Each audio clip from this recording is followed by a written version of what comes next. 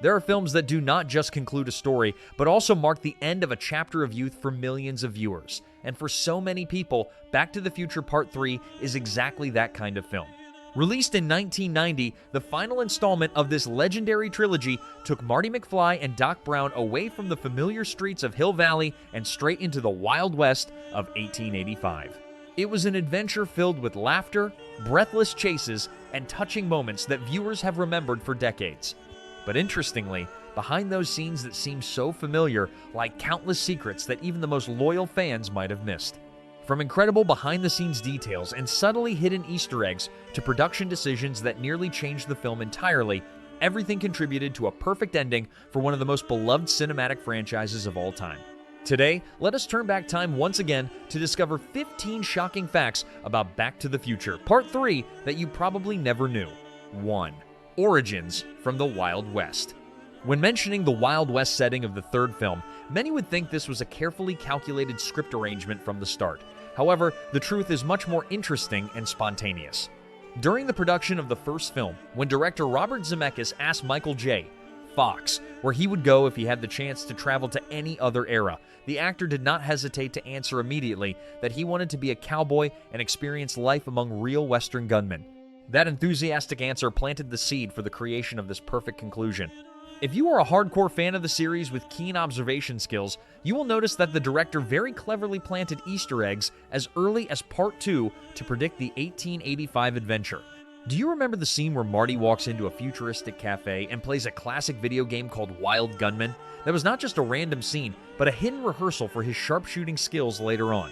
Even the Western-style shirt Marty wears when starting his journey back to the past was subtly revealed beforehand. These small details created an incredibly tight connection, making viewers admire the meticulousness of the production team. This shows the overarching vision of the filmmakers, as they were not just making individual movies, but building a unified cinematic universe where every action in the past or future is closely linked. But behind those cowboy outfits and dusty gunfights were deep messages about maturity and personal courage that we might have accidentally missed amidst the laughter as children. 2. The deal to film 2 sequels back-to-back. Michael J. Fox's near-fatal sacrifice was not the only pressure looming over this film. It also came from a high-risk business decision by Universal Studios. Did you know that at the time, producing 2 feature films at once was considered impossible and completely insane? However, director Robert Zemeckis and producer Bob Gale convinced the studio to allow them to shoot Part 2 and Part 3 back-to-back without a break. This was a crucial foundation, paving the way for future blockbusters like The Lord of the Rings or Avengers to apply a similar filming formula to optimize costs and maintain the emotional momentum of the cast. Yet, behind that pioneering move was a grueling work schedule that could exhaust anyone. For many months, director Robert Zemeckis lived a literal double life. By day, he was on the dusty 1885 Western, set to direct horse riding and gunfight scenes for Part 3. As soon as the sun set, while the rest of the crew rested, he immediately flew to Los Angeles to stay up all night in the editing room to finalize the post-production for Part 2. The exhaustion was clear on the talented director's face, as he only got a few hours of sleep each day, constantly moving between 2 different spaces and eras of the film. The massive pressure of ensuring both parts reached perfect quality made this project one of the most difficult races against time in Hollywood history. Not only was the filming schedule crazy, but even the Western setting of Part 3 originated from a spontaneous answer that perhaps even those involved did not expect. 3. Dangerous accidents on set. Behind the eye-catching footage and the exciting spirit of adventure lies a harsh reality of the physical pain the cast had to face. As we mentioned at the beginning, the hanging accident of Michael J. Fox was not just a close call, but a near tragedy that could have ended his career and his life. Performing the dangerous stunt himself without a support box caused him to pay the price by losing consciousness right on the gallows, leaving a horrific psychological scar regarding safety in acting. Michael's sacrifice shows his extreme dedication to the character of Marty McFly, as he was willing to bet his life in exchange for a few seconds of authenticity on screen. However, Michael was not the only one to suffer physical torment. Actress Mary Steenburgen, in the role of Clara Clayton, also experienced an equally serious injury during the dance sequence at the Hill Valley Town Festival. During a powerful and enthusiastic spinning move, she unfortunately tore a ligament in her leg. The piercing pain lasted for many weeks afterward, but with the spirit of an A-list star, Mary suppressed the pain to complete the scenes that required constant movement without a single complaint. It was those bruises, the lingering pain, and even the moments of fainting from a lack of oxygen that created the soul of the film. It was a silent sacrifice for art, where the actors did not just transform into the characters, but actually lived and suffered with them. Besides the haunting accidents, the film crew also had a bold idea when they almost featured one of the most powerful people in America at that time in the project. 4. Music and the appearance of the legends ZZ Top. A perfect Western town built with great effort in Sonora certainly could not be without characteristic melodies to make the atmosphere explode, and this time, the film crew truly created an unforgettable musical mark. First, we must mention the magical hand of composer Alan Silvestri. He was very clever in transforming the iconic theme music of the series from a grand orchestral style to rustic Western sounds, with the combination of the fiddle and banjo. Silvestri's music in this part was not just background music, but also a powerful catalyst that helped the audience feel the vastness of the grasslands and the burning sun of the 1885 frontier. However, the most interesting highlight in the audio department of this film was the surprise appearance of the legendary rock band ZZ Top. During the bustling festival scene of Hill Valley, the audience was extremely excited to recognize the 3 members of the group performing on stage with their trademark long beards and unmistakable unique musical style. They played the role of street musicians, playing a country-style version of their own song Doubleback. The presence of ZZ Top not only brought excitement to music lovers, but also created a wonderful intersection between modern rock culture and the historical context of the film. Inviting stars of this caliber to play cameo roles further confirmed the intense attraction of the Back to the Future brand. Those joyful, vibrant melodies contributed to one of the most brilliant and energetic segments in the entire film. Although the film carried such bright, nostalgic colors and was full of positive energy, few people know that initially, the original script contained a very brutal and dark scene that was cut by the filmmakers before it hit theaters. 5. A spiritual journey and character development. Moving away from the intense gunfights and interesting hidden details, the third part of the movie is actually a deep spiritual journey where the main characters must face their own egos. If in previous parts, Dr. Emmett Brown appeared as a mad, dry scientist who only worshipped rigid laws of physics, in the Wild West of 1885, he completely changed. The appearance of schoolteacher Clara Clayton awakened Doc's heart, which previously only knew science, turning him into a man who knows how to love, how to sacrifice, and is ready to break the time rules he once set. We see a very different Doc Brown, a romantic man who dares to fight for personal happiness instead of just living for dry calculations. Parallel to that transformation was the courageous growth of Marty McFly. Throughout the first 2 films, Marty was always haunted by an oversized ego and blind pride. He was very easily angered and fell into the enemy's traps whenever he was called a coward.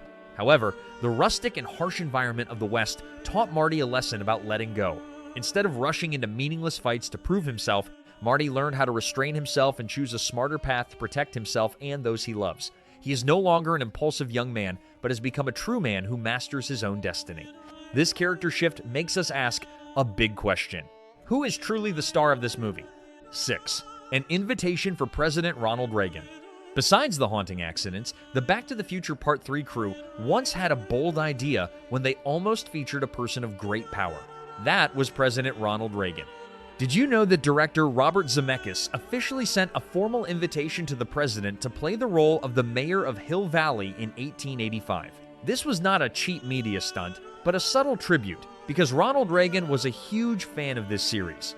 He even once quoted the classic line, "Where we are going, we do not need roads," in his State of the Union address before the entire nation. The connection between cinema and politics in this case brought a very interesting feeling to the audience. However, unfortunately, this invitation was declined. Although he was very excited about the idea of returning to his roots as a film actor who specialized in playing Western cowboys, due to strict security reasons and the busy schedule of a head of state, Ronald Reagan could not participate. This refusal left a bit of regret for the film crew, but it also confirmed the status of the film as a pop culture icon that even the most powerful politicians paid special attention to. To create an authentic and worthy space for the setting where this almost mayor would have stood, the crew had to perform a massive and unimaginable amount of work right in the heart of the desert. 7. The mystery of the strange behavior of Little Vern. If you think a perfect ending means every frame must reach absolute perfection, then you might have missed one of the funniest and most awkward blunders ever to appear on the big screen. In the final moments of the film, when Dr. Doc Brown suddenly returns from the past, on a giant steam-powered time travel train to introduce his small family to Marty, focus your attention on the boy playing Vern, the youngest son of Doc and Clara.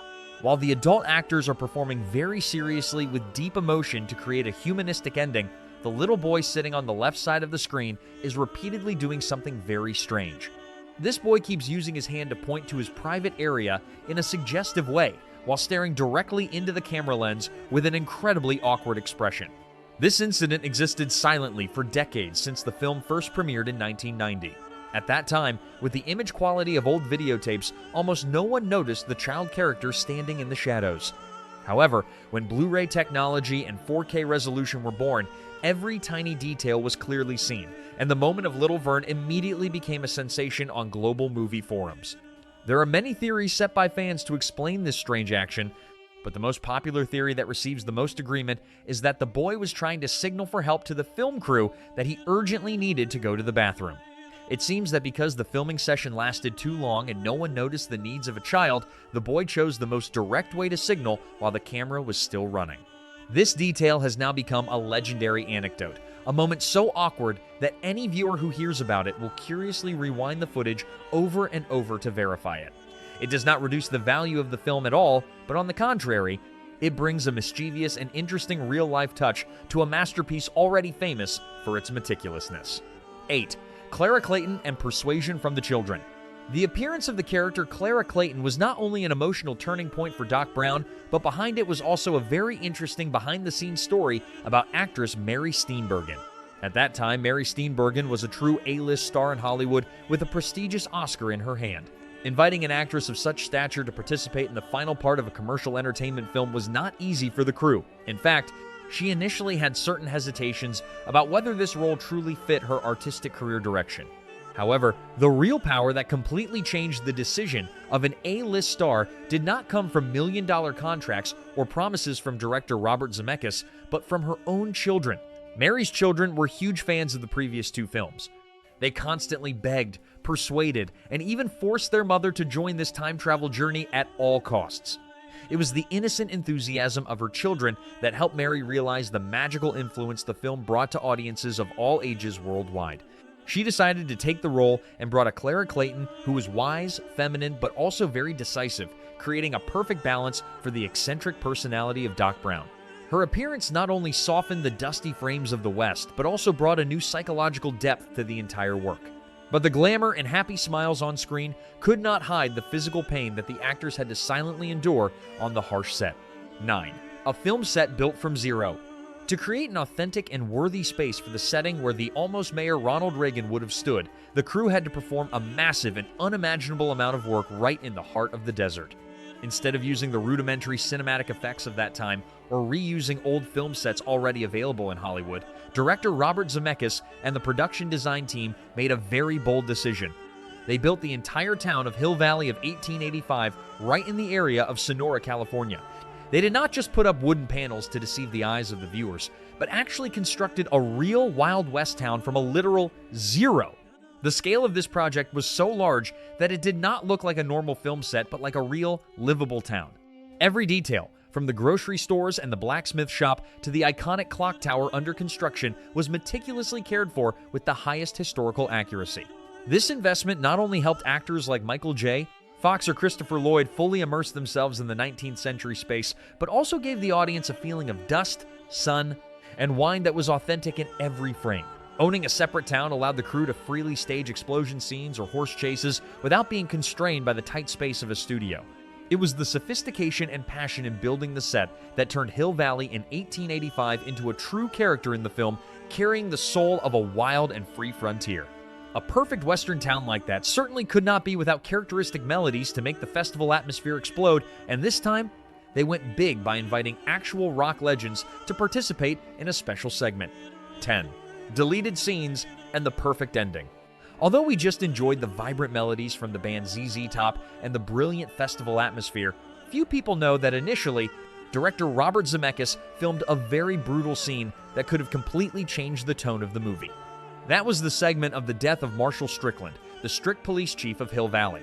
In the original cut, this character was shot dead by the villain Mad Dog Tannen right in front of his young son. This scene carried a strong sense of violence and tragedy, reflecting the true brutality of the Wild West at that time. However, after reconsidering, Zemeckis decided to completely cut this detail because he realized it was too heavy for a family entertainment film.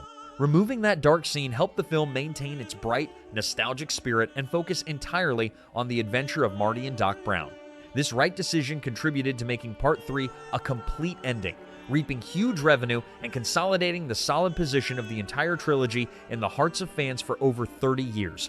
With revenue figures reaching hundreds of millions of dollars in the 90s, the film was not only a commercial success, but also became a timeless cultural icon. People still always talk about it as an ideal model for ending a series. It was not too greedy, it was full of emotion, and it left a meaningful message about creating your own future. Every time travel journey, no matter how wonderful, must come to an end.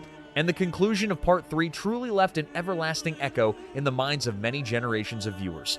But wait, if you think a perfect ending means every frame was polished to an absolute level, you are wrong. There was an extremely funny and somewhat awkward blunder that slipped past the editors, and it sits right in the final seconds of the film, making anyone who notices it burst out laughing in confusion. And those are 15 interesting facts about Back to the Future Part 3 that many viewers have missed for over 3 decades. It is amazing that even though the film was released in 1990, its appeal has not faded. Each time we rewatch it, we seem to discover a new small detail, a meaningful line of dialogue, or a behind-the-scenes secret that makes the journey of Marty McFly and Doc Brown even more special.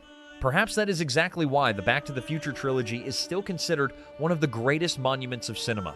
It tells a story not just about time travel, but also about friendship, courage, choices, and the moments that define the youth of many generations of viewers. Now, I would love to hear your thoughts. Out of the 15 facts today, which one surprised you the most? How many times have you watched Back to the Future Part 3? And is there any interesting detail we have not mentioned yet? Please share in the comments section below to discuss with other fans. If you love the classic films of the 80s and 90s, do not forget to hit the like button, subscribe to the channel, and turn on notifications so you do not miss our next videos. Thank you for joining us on our journey back in time today. And remember that the future is always created by what we do in the present.